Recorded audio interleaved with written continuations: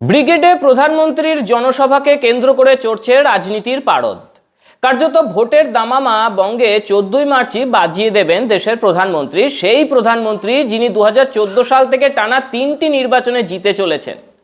তৃতীয়বার লোকসভা ভোটে জেতার পরে হরিয়ানা, মহারাষ্ট্র, দিল্লি, ওড়িশা এবং বিহারেও জয় পেয়েছে বিজেপি। এক কথায় বিপুল জয় পেয়েছে এবং কার্যত বিরোধীরা সেখানে ধুলোয় মিশে গিয়েছে। কিন্তু এই প্রত্যেকটা রাজ্যের সঙ্গে পশ্চিমবঙ্গের নির্বাচনের একটা মৌলিক পার্থক্য রয়েছে। পশ্চিমবঙ্গের বিধানসভা নির্বাচন সারা দেশের মধ্যে সবথেকে গুরুত্বপূর্ণ, এটা আপনি বলতেই পারেন। কারণ এই নির্বাচনে শুধু কোন দল ক্ষমতায় আসবে আর কোন দল বিরোধীতে থেকে যাবে সেটার উপরেই নির্ভর করছে না। এই নির্বাচনটা গুরুত্বপূর্ণ এই কারণেই, কারণ এর সঙ্গে সরাসরি জড়িত রয়েছে দেশের স্বার্থ, জাতীয় নিরাপত্তার স্বার্থ। 26-এর নির্বাচন তাই কোনো ভোট উৎসব নয়, এটা দেশের নিরাপত্তার দিক থেকে খুবই গুরুত্বপূর্ণ। সেটাই আজকে বিশ্লেষণ করব এই প্রতিবেদনে। আপনারা সঙ্গে থাকুন। নমস্কার, আমি শুভ্র চট্টোপাধ্যায় আর আপনারা দেখছেন মাধ্যম। 1947 সালের 20শে জুন প্রতিষ্ঠিত হয় পশ্চিমবঙ্গ।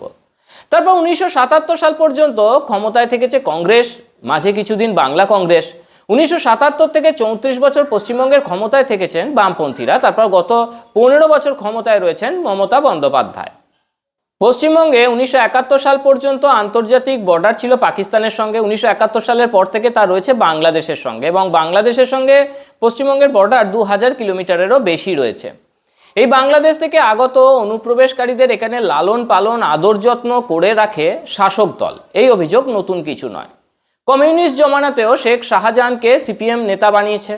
সেই শেখ শাহজাহান যে বাংলাদেশে বিএনপি করত, তারপর পরবর্তীকালে সেই শেখ শাহজাহান এখানে নেতা হয়েছে তৃণমূলের।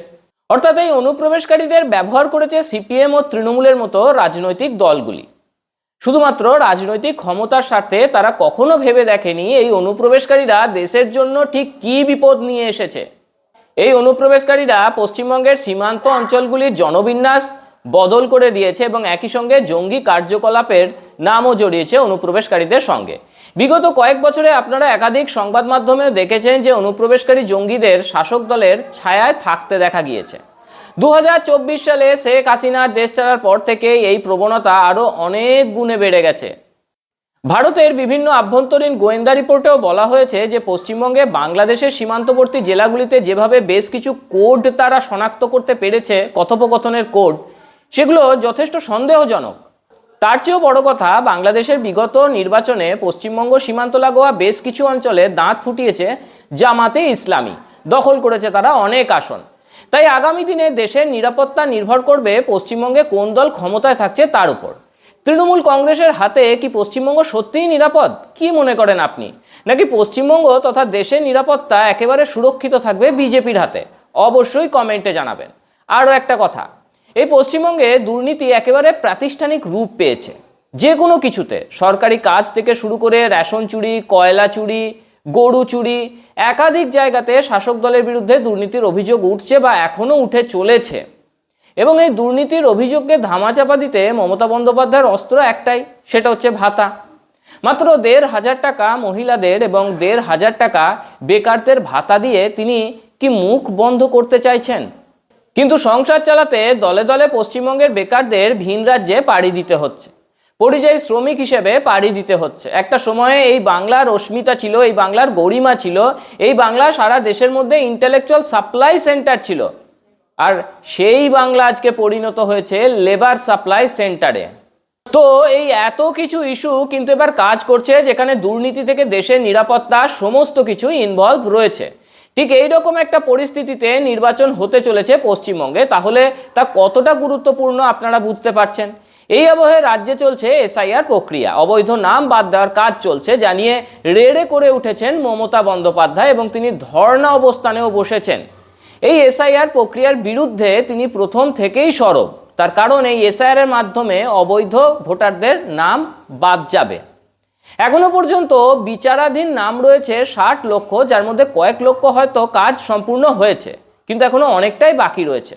পর্যবেক্ষক মহল বলছে যদি বিচারাধীন নামগুলো ঝাড়াই বাছাই করতে অনেকটা সময় লেগে যায়, মানে মে মাস পর্যন্ত যদি এই কাজ গড়িয়ে যায়, সেক্ষেত্রে রাষ্ট্রপতি শাসন জারি করে এই পশ্চিমবঙ্গে ভোট করাতে হবে। অর্থাৎ এই সম্ভাবনা উড়িয়ে দেওয়া যাচ্ছে না যে রাষ্ট্রপতি শাসন জারি করেও পশ্চিমবঙ্গে ভোট হতে পারে, এটা কিন্তু খুব গুরুত্বপূর্ণ। আবার অন্যদিকে বিরোধী দল বিজেপিও এই নির্বাচনে তেড়ে ফুঁড়ে নেমেছে। তারা 2021 এবং 2024 সালের এই দুই নির্বাচন থেকে শিক্ষা নিয়েছে। 2021 সালে নির্বাচনের ফল ঘোষণার পরে যে হিংসা ছড়ায় তা পশ্চিমবঙ্গের পাশাপাশি সারা দেশকেও নাড়িয়ে দিয়েছিল। সারা দেশ স্তম্ভিত হয়ে গিয়েছিল যে নির্বাচনের ফলাফল নিয়েও এরকম সন্ত্রাস কোথাও হতে পারে। 2021 সালের ওই নির্বাচনে অসংখ্য গণনা কেন্দ্র শাসক দল দখল করে নেয় বলে অভিযোগ, এবং শাসক দলের গুন্ডামির কারণেই সেই সমস্ত কেন্দ্রগুলিতে বদলে যায় ভোটের রেজাল্ট। তবে এবারে নির্বাচন কমিশন অত্যন্ত সক্রিয়। ভোটের আগেও যেমন তারা সক্রিয়, তেমন ভোটের পরেও তারা সক্রিয় থাকবে। যে সমস্ত আধিকারিকরা এই ধরনের দায়িত্বে থাকবেন ভোট গণনা বা ভোট করানোর মতো, তাদের বিরুদ্ধে যদি এমন অভিযোগ ওঠে যে তাদের সামনে গণনা কেন্দ্র দখল হয়েছে, তবে তাদের বরখাস্ত পর্যন্ত করতে পারে নির্বাচন কমিশন। নির্বাচন কমিশন এবারের পশ্চিমবঙ্গের নির্বাচনকে নিয়ে এতটাই সিরিয়াস, এমনটা আগে কিন্তু কখনো দেখা যায়নি। ওই জন্য 2026-এর নির্বাচন খুবই গুরুত্বপূর্ণ হয়ে উঠেছে পশ্চিমবঙ্গের ক্ষেত্রে। আবার 2021 এবং 2024 সালের রেজাল্টের পরে বিজেপি নতুনভাবে ঢেলে সাজিয়েছে সংগঠনকে। কোনো রকমের ফাঁক রাখতেও তারা নারাজ। সম্প্রতি বৈঠক অনুষ্ঠিত হয়েছে প্রধানমন্ত্রী নরেন্দ্র মোদীর বাসভবনে। সেখানে প্রথম দফার প্রার্থী তালিকায় শিলমোহরও পড়ে গিয়েছে বলে শোনা যাচ্ছে পুরনো যোগ্য এবং স্বচ্ছ ইমেজের মানুষরাই এবার বিজেপির প্রার্থী হবেন। আপনাদের জানিয়ে রাখি, বিজেপি একটা ক্যাডার ভিত্তিক দল। বিজেপি এমন একটা পার্টি যেটা নেতা ভিত্তিক দল কিন্তু নয়। তাই সংগঠনের কাজ স্বচ্ছভাবে করলে যে কেউই প্রার্থী হতে পারেন। এই সমস্ত কিছুর পরিমণ্ডলে এবার অনুষ্ঠিত হতে চলেছে বিধানসভা ভোট। আর তার আগে ব্রিগেডে প্রধানমন্ত্রী নরেন্দ্র মোদীর এই জনসভা অত্যন্ত তাৎপর্যপূর্ণ। ব্রিগেডের জনসভায় যোগ দিতে লাখো লাখো মানুষ রওনা হয়ে গিয়েছেন। ব্রিগেডের পথে ট্রেনে বাসে আগের দিনও কড়া রোদ উপেক্ষা করে অনেকে ব্রিগেডে হাজির হয়েছেন। গত 1 মার্চ থেকে রাজ্যে পরিবর্তন যাত্রা শুরু করে বিজেপি। সেই পরিবর্তন যাত্রায় বিপুল সাড়া পাওয়া যায়। দলে দলে মানুষ অভ্যর্থনা জানায় বিজেপির রথকে। সারা দেশ থেকে বিজেপির নেতা এবং মুখ্যমন্ত্রীরা হাজির হন এই যাত্রায়, তারা সামিল হন, তারা বক্তব্য রাখেন। বিজেপির মুখ্যমন্ত্রীরা ডবল ইঞ্জিন সরকারের উন্নয়নের যে গতি সেটা তুলে ধরেন পরিবর্তন যাত্রায়। সেই পরিবর্তন যাত্রার সমাপতন হিসেবে 14ই মার্চ অনুষ্ঠিত হচ্ছে ব্রিগেডে প্রধানমন্ত্রীর জনসভা। এই জনসভায় অতীতের সমস্ত রেকর্ড ভেঙে যাবে বলে রাজনৈতিক পর্যবেক্ষকরা মনে করছেন। অতীতে যে ভিড় হতো তা ছাপিয়ে যাবে। ইতিমধ্যে ব্রিগেডের জন্য উত্তরবঙ্গ থেকে 10টি বিশেষ ট্রেনের ব্যবস্থা করেছে বিজেপি, এবং সেই ট্রেনগুলিতে লক্ষাধিক লোক আসছেন বলে খবর রয়েছে আমাদের কাছে। প্রসঙ্গত, নির্বাচনের আগেই তারা জিতলে কি করতে পারেন সে নিয়ে স্পষ্ট একটা রূপরেখা দিয়ে গেছেন স্বরাষ্ট্রমন্ত্রী অমিত শাহ। পরিবর্তন যাত্রায় অংশগ্রহণ করে স্বরাষ্ট্রমন্ত্রী জানিয়েছেন যে ক্ষমতায় এলে 45 দিনের মধ্যে তারা রাজ্য সরকারের কর্মচারীদের বকেয়া দিয়ে দেবেন, 7ম বেতন কমিশন লাগু করবেন, চাকরি প্রার্থীদের জন্য 5 বছরের বয়সে ছাড় দেবেন, এবং ডিসেম্বরের মধ্যে সমস্ত শূন্য পদে তারা নিয়োগ করবেন। প্রসঙ্গত, বিজেপির এই আশ্বাস বা প্রতিশ্রুতি যে কোনোভাবেই ফাঁকা আওয়াজ নয় তা বলার অপেক্ষা রাখে না। জম্মু কাশ্মীরে 370 ধারা তুলে দেওয়া হোক অথবা অযোধ্যার রাম মন্দিরের স্থাপন, এসবই তার উদাহরণ। তাই বাঙালি এখন অধীর আগ্রহে অপেক্ষা করছে যে প্রধানমন্ত্রী নরেন্দ্র মোদী 14ই মার্চের ব্রিগেড সমাবেশ থেকে ঠিক কোন বার্তা দেন। বাঙালির এখন একটাই প্রত্যাশা, যে কোনো মূল্যে বাংলার পরিবর্তন করতে হবে এবং সুশাসন আনতে পারে এমন দলের হাতেই মসনদ তুলে দিতে হবে। বিজেপি কি আসছে? কি মনে হচ্ছে আপনার? জানান কমেন্ট করে।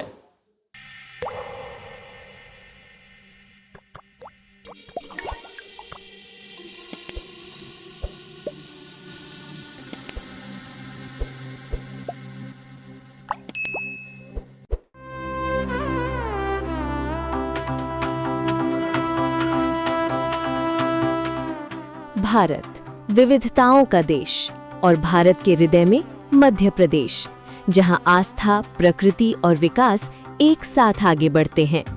प्रधानमंत्री नरेंद्र मोदी जी का विजन पर्यटन को केवल भ्रमण नहीं, आर्थिक सशक्तिकरण का माध्यम बनाना, और उस विजन को जमीन पर उतारने का संकल्प मुख्यमंत्री डॉक्टर मोहन यादव का मिशन।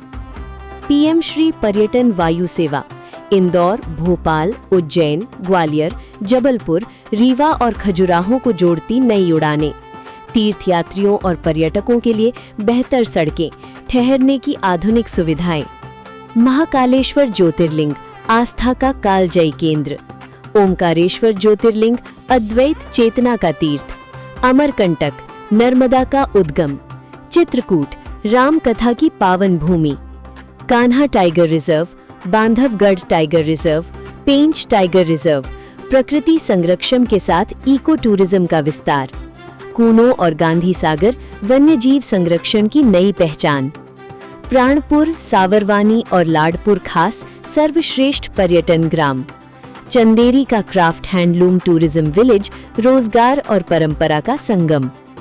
मोदी जी का विजन भारत को वैश्विक पर्यटन मानचित्र पर अग्रणी बनाना, यादव जी का मिशन मध्य प्रदेश को उस विजन की धुरी बनाना।